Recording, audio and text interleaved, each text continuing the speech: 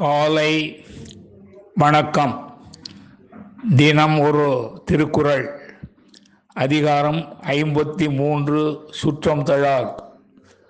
குறள் 529. தமராகி தற்றுறந்தார் சுற்றம் அமராமை காரணமின்றி வரும். இதன் விளக்கம்: உறவினராக இருந்து